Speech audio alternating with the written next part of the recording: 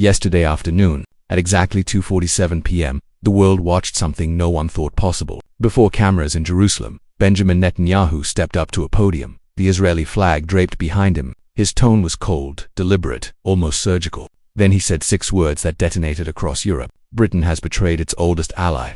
For a moment, the room froze. Diplomats stared in disbelief. Cameras clicked. And within minutes, Britain was trending for all the wrong reasons. Every newspaper, every television anchor, every social feed erupted. But Netanyahu wasn't done. He held up folders stamped confidential Downing Street documents he claimed that proved secret communications between Starmer's government and Hamas-linked organizations, files Labour swore didn't exist. In that instant, a 75-year alliance shattered. Britain's moral authority, once admired, suddenly stood on trial. It all began quietly 11 days earlier. Starmer's government had suspended arms export licenses to Israel, citing humanitarian concerns in Gaza.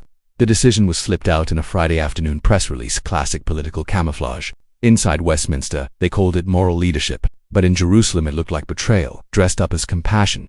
Netanyahu's response was swift and devastating. He cancelled his planned visit to London, expelled 3 British diplomats from Tel Aviv, and prepared a televised statement that would tear through the foundations of British foreign policy. Standing behind the podium, his eyes narrowed as he spoke. While British soldiers fought beside us for decades, he said, their current government stabs us in the back, not through diplomacy, through deceit.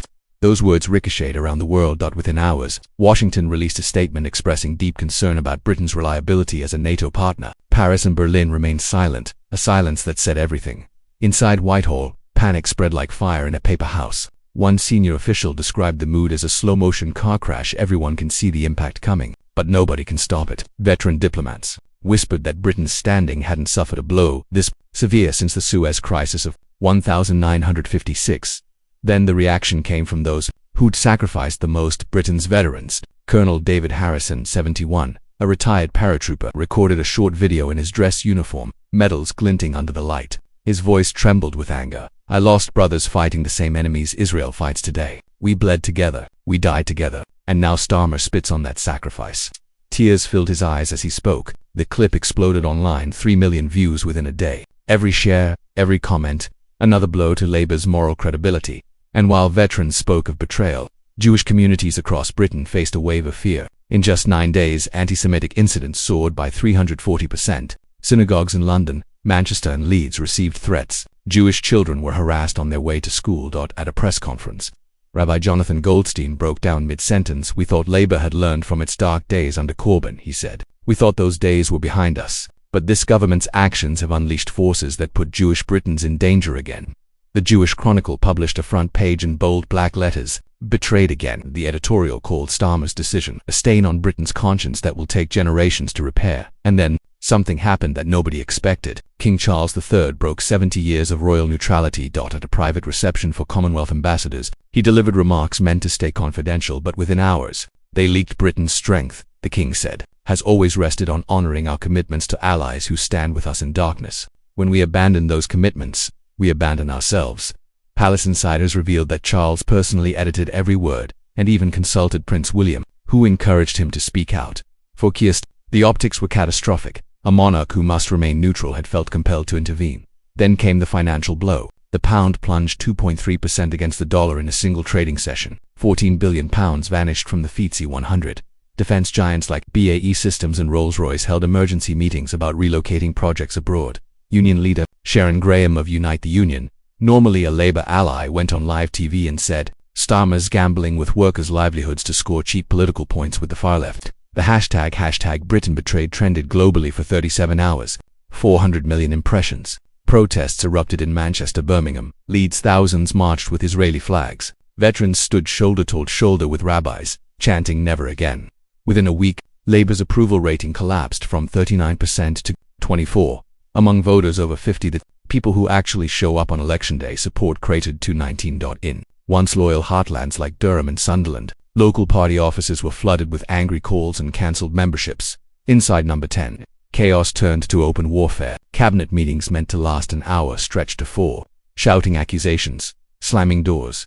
Foreign Secretary David Lammy allegedly hurled a folder across the room, shouting that he had never been consulted. Defense Secretary John Healey was overheard saying, Starmer has destroyed decades of trust overnight. Backbench MPs formed private chat groups, names like To Save Britain and Labour Rescue plotting how to remove their own leader. Chancellor Rachel Reeves has already updated her leadership materials. Deputy Leader Angela Rayner is holding quiet dinners with key MPs, promising a return to sensible foreign policy. The knives aren't just out, they're gleaming.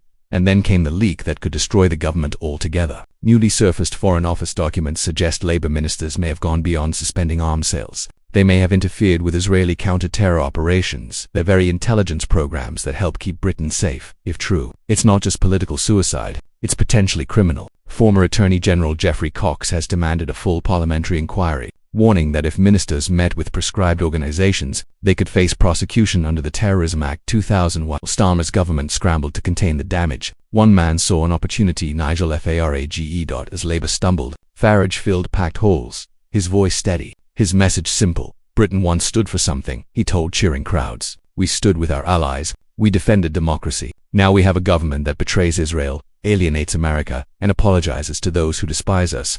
Reform UK's website crashed 3 times in 2 days. £2.8 million poured in from small donations. Polls now show Reform UK at 26%, Labour at 23%, Conservatives holding 31% for the first time in history. A 6-year-old party is within reach of power.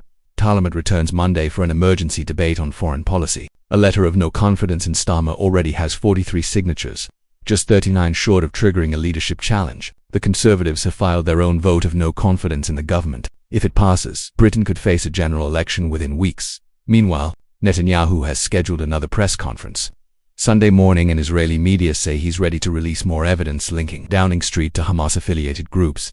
Even across the Atlantic, the White House is quietly fuming. Sources say President Biden is personally disappointed with Starmer's handling of the crisis. So Britain stands on the brink, a government imploding in real time, a prime minister running out of allies, and a nation watching its global reputation unravel.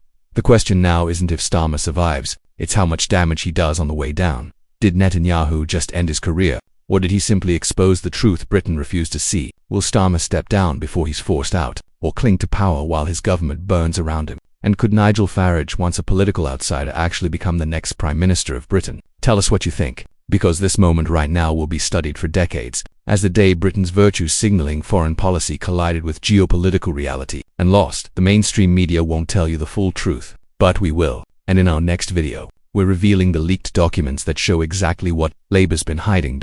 So hit subscribe, because what's coming next, that could change everything.